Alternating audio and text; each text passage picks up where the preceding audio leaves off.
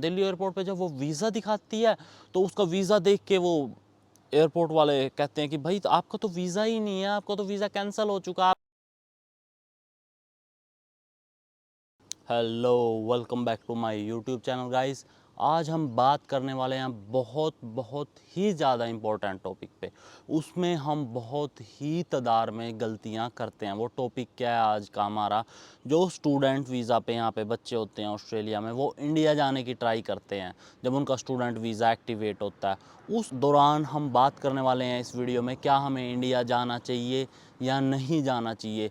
इसमें क्या हुआ है कि अभी अभी रिसेंटली एक लड़की का वीज़ा कैंसिल हुआ है। उसने स्टूडेंट वीज़ा के दौरान इंडिया विज़िट किया। विज़िट करते हुए आपको कुछ नहीं कहते, जब यहाँ से आप जाते हो इन्हें कोई तकलीफ़ नहीं होती, बट जब आप दिल्ली एयरपोर्ट से वापस आते हो तब इन्हें तकलीफ़ होती है।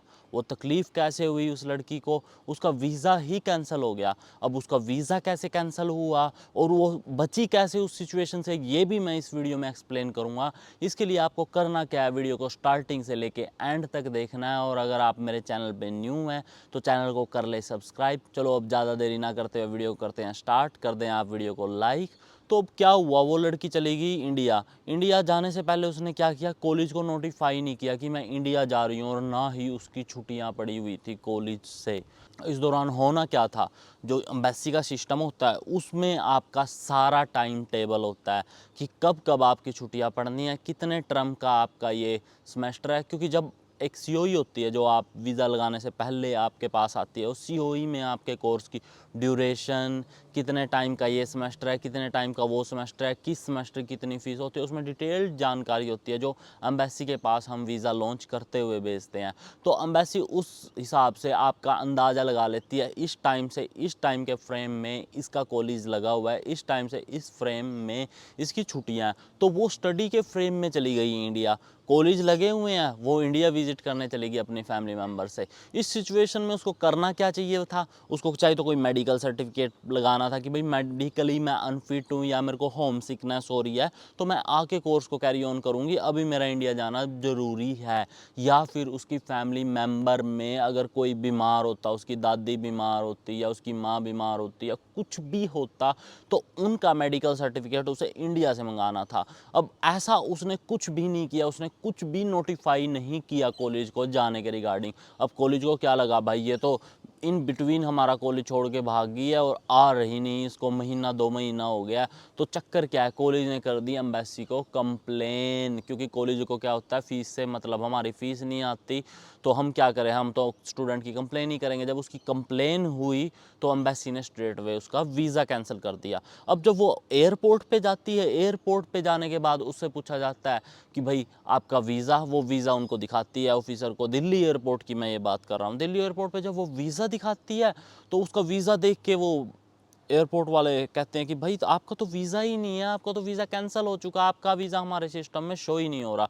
उसने कहा मैं ऑस्ट्रेलिया से आई तो हूँ, तो वीज़ा होगा तभी तो मैं यहाँ पे आई हूँ। उसने कहा हम आपकी बात से एग्री करते हैं, बट हमारे सिस्टम में आपका वीज़ा शो ही नहीं हो रहा, आपका वीज़ा शायद कैंसिल हो चुका है। तो उसने उसके बाद क्या किया, ऑस्ट्रेलिया में जो लॉयर होते हैं उनसे कॉन्टैक्ट किया कि मैंने कुछ गलत भी नहीं किया, फिर भी मेरा वीज़ा कैंसिल हो गया, या मेरा वीज़ा है या नहीं है, मेरे को ऐसा कुछ भी श्योर नहीं हो रहा।